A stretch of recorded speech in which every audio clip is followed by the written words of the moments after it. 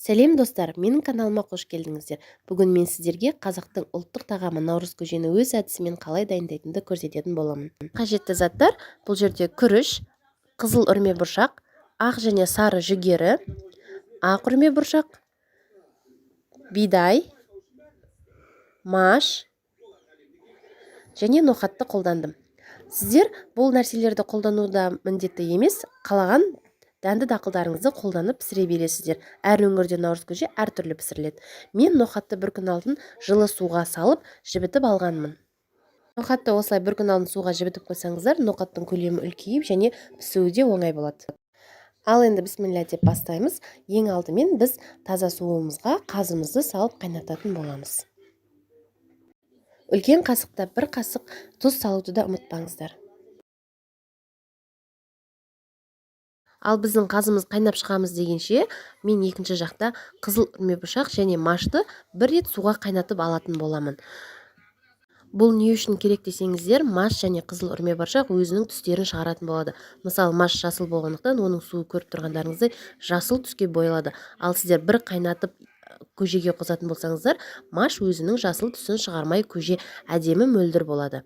Қараңыздар, қызыл үрме бұршақ та өте қызыл түсін шығарады. Бұл жерде толық пісірудің қажеті жоқ. Кішкене қайнап шыққаннан кейін бір 10 минуттай қайнатсаңыздар жетеді. Міне біздің қазымыз қайнап шықты. Шыққан көбіктердің барлығын тазартып алып тастаймыз.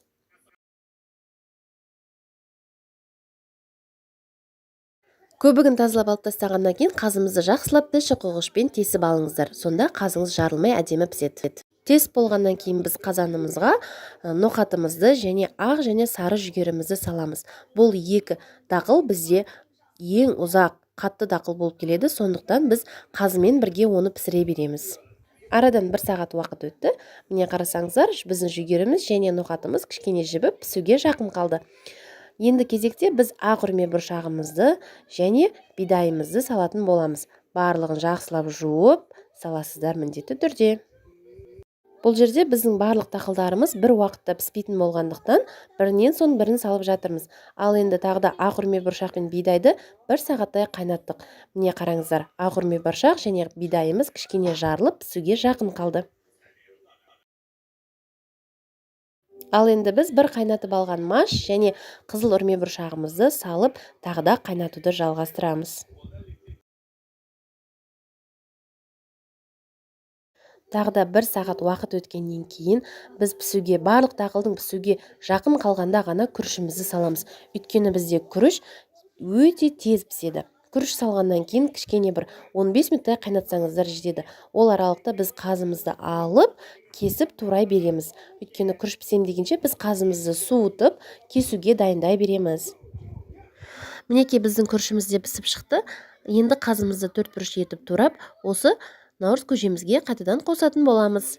Қазының дәмімен және де пайдалы дәнді дақылдармен дайындаған біздің наурыз көжеміз пісуге жақын қалды. Мінекей барлығын жақсылап араластырып аламыз бір рет.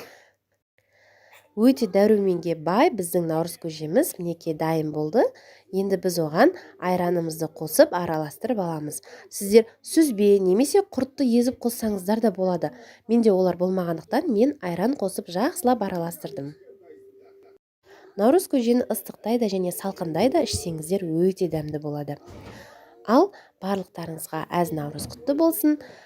Келесі наурызға 4 көзіміз түгел аман есен жеткізуді Аллам нәсіп етсін. Ас болсын. Барлықтарыңызға жасап көруге кеңес беремін.